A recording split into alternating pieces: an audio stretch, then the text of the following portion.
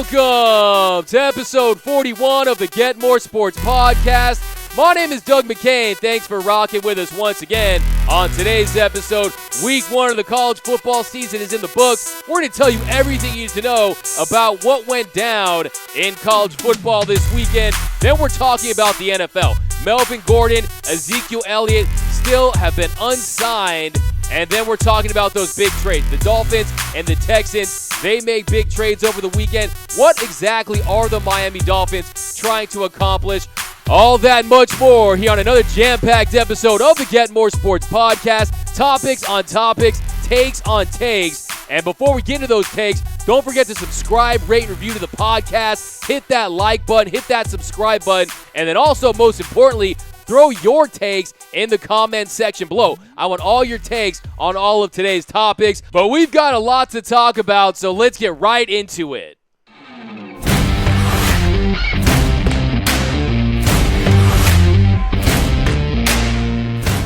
And week one of the college football season is in the books, and what a weekend it was. I had to decide, am I going to spend this entire weekend sitting on my couch watching college football? And I didn't. I stood at times and watched college football. I laid down and watched college football. But some takeaways from week one. First of all, some of my favorite things I saw this weekend, Hugh Freeze coaching a game from the press box, only he was in his hospital bed. I respect that dedication. You had band members fainting on the field during the Tennessee-Georgia State game, and the band just continued to do it right around him. And then also, you had Mack Brown. It was return of the Mack in North Carolina. A lot of people saying, oh, he's too old to come back. I'm saying, if you have a national championship under your belt, you're never too old to coach in college football. And he was getting down right after the game. Check out Mack Brown with the moves right here.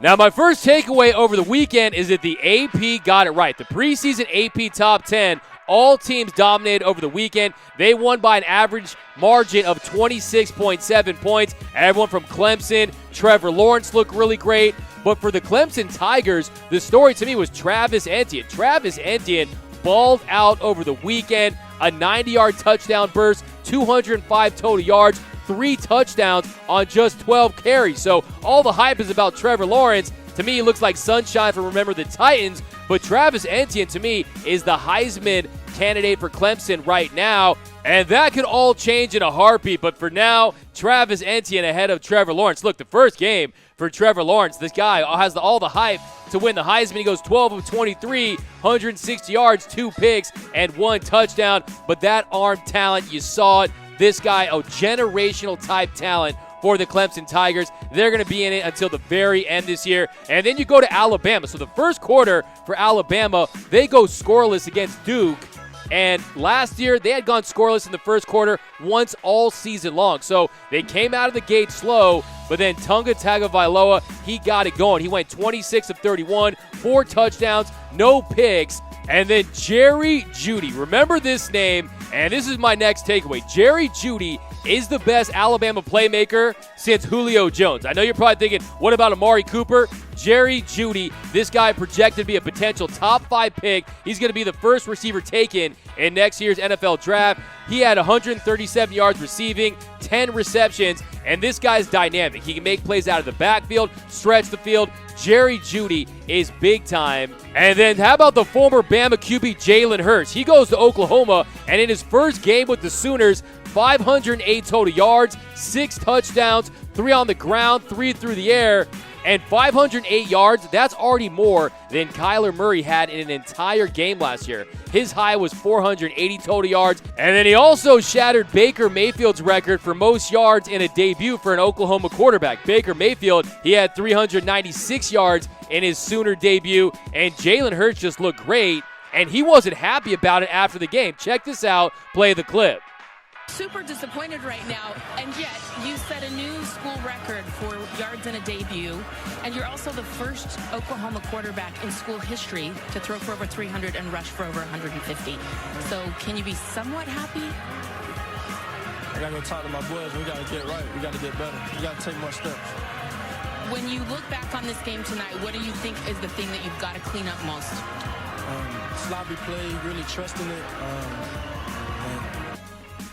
So you get 508 total yards, 6 touchdowns. That is the kind of fire that you're going to get with Jalen Hurts. And my next takeaway is he's right at the top for college football Heisman Trophy favorites. You throw Jalen Hurts right at the top because, 1, he's a great player, and 2, he's paired with Lincoln Riley. Lincoln Riley is the Sean McVay of college football. You give him a quarterback, and this guy knows how to get the best out of him. If I'm Lincoln Riley, I'm going to any quarterback in the country, and I'm saying, hey, the sooner you join the Sooners, the sooner I'm going to make you a #1 pick in the NFL draft, and the sooner I'm going to get you a Heisman Trophy. Last 2 transfer quarterbacks, Baker Mayfield and Kyler Murray, both won the Heisman, both went #1 in the NFL draft. So Jalen Hurts, to me, you're right at the top. And then my next takeaway is about the Pac-12. Was it going to be the Pac-12 or the WAC-12? A lot of tests for the Pac-12 conference. And if you look at it, they finished 8-4. That's respectable, but they lost the big one. The Oregon Ducks, they go into Dallas. They face off with the Auburn Tigers, and they dropped that one after being on top 21-6. They had a 21-6 lead in the third quarter, and then freshman Bo Nix, well, I was calling Bo Picks throughout the game. He was throwing bad interceptions. He turns it on, and he looks like he's going to be special for the Auburn Tigers because he was making huge plays. They showed that picture of him. His dad was a quarterback for Auburn, and he was at the Auburn-Oregon game in 2011 as a little kid, and they mount that huge comeback, and it was a bad weekend for the Pac-12 conference. The Pac-12 now has lost 10 straight games to the SEC when the SEC is ranked. So 10 straight games against a ranked SEC opponent. The Pac-12 is 0 for its last 10. So Oregon, they had an opportunity to not just make a statement for themselves in their own program, but for the entire conference, and they just didn't get it done. They gave up 21 unanswered points to the Auburn Tigers. They had some clock mismanagement where their head coach, Mario Cristobal, called some timeouts when he didn't need to, cost them late in the game. And then Bo Nix, give that kid credit. 5-star talent. He makes the big play. 9 seconds remaining. He hits Seth Williams in what was really the play of the weekend to seal the deal for the Auburn Tigers. So the Pac-12, they need to find a way to get some of these big wins on a national stage. And then to add insult to injury, the USC Trojans, who, if they put it all together, they have the talent to make a run at a college football playoff bid. They lose their starting quarterback, JT Daniels, for the season on an ACL tear. So JT Daniels, modern-day product. He comes in as highly touted of a quarterback as we've seen in Southern California since Josh Rosen, and he's going to be out for the year. So the Pac-12, they need to find a way to get some of these big wins. UCLA plays Oklahoma in a couple weeks. Maybe Chip Kelly can pull a rabbit out of the hat and win that one. And then my last takeaway from the college football weekend was, can we get a mercy rule? I don't know if you saw this. Maryland beats Howard 79-0, and then Penn State beats Idaho 79-7. Can we get a mercy rule? We do not need to see that. I was just watching the highlights on YouTube. I think YouTube should pull those highlights. They should not be showing murders on YouTube. That's not cool. It was almost like playing the computer on rookie mode because that was just ridiculous over the weekend. 79-0. Now those bludgeonings made me wonder, what was the biggest blowout in the history of college football? And the answer to that is all the way back in 1916. Georgia Tech beat Cumberland. I think there's a reason why you don't know about Cumberland anymore, because Georgia Tech beat them 222-0. So 222-0. Talk about a rout. The Get More Sports fact of the day. But that's going to do it for week 1 of the college football season. What'd you guys think of week 1? Let me know in the comments.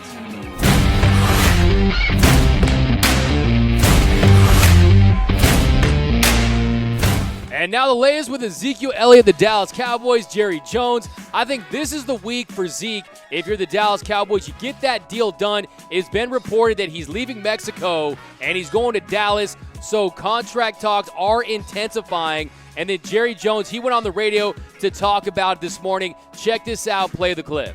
There's no question the pie is getting smaller to the extent that we look at how much we're allocating to each and every player, each and every position. It creates boundaries that you can go in other positions, and it should do that. That's called planning, and that's what we're doing. And so I can't give you a straight answer there other than this takes a nice chunk out of the pie.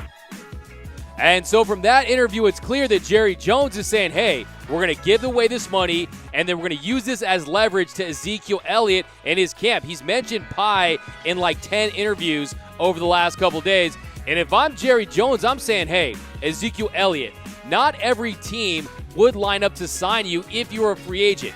All of these running backs want to get to free agency, and they can say, hey, Ezekiel Elliott, we got you under contract for another year. We have a 5th-year option on you that we can exercise. We can also use our franchise tag, but we're trying to do right by you. We're trying to get you money, so they need to come to an agreement. Because if I'm Ezekiel Elliott, I'm saying, hey, a pie this, pie that. Don't be like Jason Biggs in American Pie and blow it, because without me, you don't win a Super Bowl. So Ezekiel Elliott could be saying that. He could be saying, hey, I have more leverage than all you guys realize, because I know this offense was designed around my skill set. This offense was designed about me leading the NFL in carries per running back. This is not New England. This is not Kansas City where you can just plug and play running backs. You need my unique skill set. Just listen to Cowboy coach Jason Garrett talk about Ezekiel Elliott and the fact that, hey, if this contract holdout ends, he could probably get back this week because of his knowledge of their system. Check this out. Play the clip. Zeke's been a big part of our team. We love him. And, once he gets back here, we'll try to get him as integrated as quickly as possible. How long would it take to integrate Ezekiel Elliott into the game plan? Again, that's a hypothetical. Zeke is as capable as anybody I know. He's an experienced player. He's been a really good player for us. He knows our system of football. I don't think there'll be a lot of learning there. He's a smart guy. He's an instinctive guy. And then to me, the trump card for Ezekiel Elliott is that he knows that Father of Time is not on Jerry Jones' side. He knows that Jerry Jones is desperate for a Super Bowl and that he's the Mr. Burns of the NFL, and that, yes, sure, they could wait it out. He could sit out and lose out on game checks. He could wait till free agency, but this is the year for the Dallas Cowboys. Everything is lined up for them to make a run this year, but without Ezekiel Elliott, they have zero chance of making a Super Bowl. Pollard is nice. Ezekiel Elliott is best back in the league conversation. So there's a big difference there. But bottom line, Ezekiel Elliott, you take the money. You take whatever money you can get that's close to your amount, because you're not going to get best back in the league money. Because guess what? If you were able to get to free agency, if Ezekiel Elliott was on the market right now, not every single team would be lined up for his services. And that's just the reality, because he doesn't have a squeaky clean image. The running back position has been devalued over the years. But if it was Saquon Barkley, every team would be lined up. One, because he's an excellent player, and then two, he has a squeaky clean image, something that Ezekiel Elliott does not have. So at some point, you have to accept that your transgressions are going to hurt you in the pocket, and at the end of the day, big bank take little bank. Just like YG said, when you have the most money, like Jerry Jones, this is a billionaire, you have the leverage, and I think this is going to be the week for Zeke. I think that they'll come to terms. They'll understand that both parties need each other. So look for Ezekiel Elliott. I predict next couple of days, Ezekiel Elliott, he takes a contract with the Dallas Cowboys. Won't be the highest paid in the league, but considering the Cowboys didn't have to pay him, considering Ezekiel Elliott's history, I think it's going to be a great deal for Ezekiel Elliott and the Dallas Cowboys.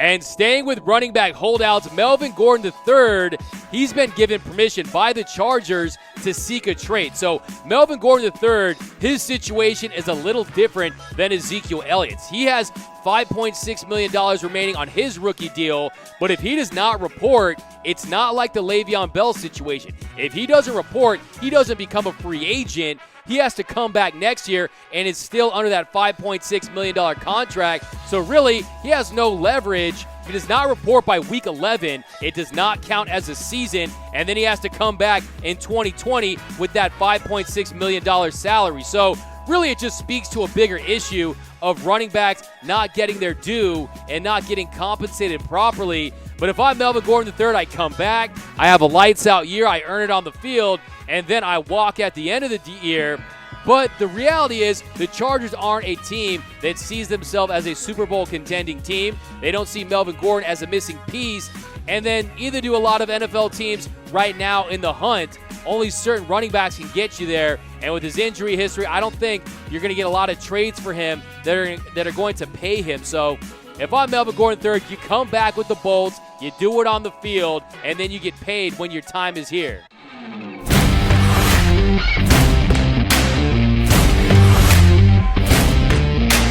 Now, to wrap the show today and talk about the Miami Dolphins. Now, Dolphins, they're supposed to be some of the smartest animals in the world. Well, the Dolphins don't look like one of the smartest franchises in the world. They make a huge blockbuster trade over the weekend that sends Laremy, Tunsil, and Kenny Stills to the Texans for a boatload of draft picks.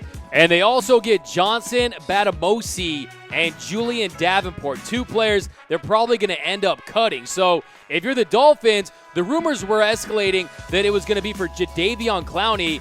They ended up with some draft picks and some clownfish because this does not look like a team that's interested in competing this year. But that's what Brian Flores says. Brian Flores is claiming that this team is still competing this year, that they want to win this year. And then they named Ryan Fitzpatrick the starting quarterback. So they made the trade for Josh Rosen in last year's draft, only to take away his best playmaker and his best offensive lineman, and then you make Ryan Fitzpatrick the starter. Now, my theory for this Dolphins team is, if you look at their schedule early on, their first 4 games are against the Ravens, Patriots, Chargers, and Cowboys. Then I think they bring in Josh Rosen at home against the Redskins, going up against another rookie and potentially Dwayne Haskins. So I think that was the move for the Dolphins. I think they're waiting to get those 4 tough defenses out of the way, and then they'll usher in Josh Rosen. But then when Josh Rosen goes in there, I hope this guy has his will made out, because he is going to get rocked just like he did last year with the Cardinals. And I think there needs to be an Ace Ventura 3. Remember the first Ace Ventura where Jim Carrey, Ace, he tries to get the Dolphin back to Miami to try to save that mascot and bring him back to the Dolphins? I think in Ace Ventura 3, he needs to go in and get that Dolphin out of Miami. He needs to get Josh Rosen out of there before he gets hurt, because that offensive line, they're not going to hold up, especially as the season goes along. And if you're the Dolphins, I get it. I've seen the hashtag tank for Tua because of Tunga Tuavailoa. But Josh Rosen is a guy that if you put pieces around him, he could be your quarterback of the future. But how are you going to find that out if you're not surrounding him with players that he can have success with? If you're surrounding him with 0 offensive linemen that can protect him and big-time playmakers down the field, I don't see Josh Rosen having a chance in Miami. I think it's a sad story, the second year in a row, that he's going to get pummeled all season long. And if you're the Dolphins, just be honest at this point. If you're going to tank, just tank. But don't sit there and lie to the fan base and say that, hey, you're trying to compete this year. You want to win this year, because every move you made suggests that you're tanking. So good luck, Josh Rosen, this year. Hope you can make it out alive in Miami.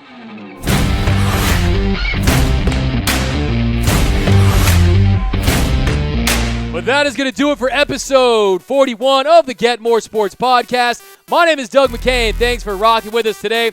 You can find us wherever podcasts are found. Don't forget to subscribe, rate, review the pod, hit that like button on YouTube, and then most importantly, leave all your comments and thoughts and all your takes on all of today's topics right down below in that comment section. Light those up. We'll read the best of them on the show next episode, which is going to be Thursday. So have a great rest of your day. See you guys next time, and I'm out.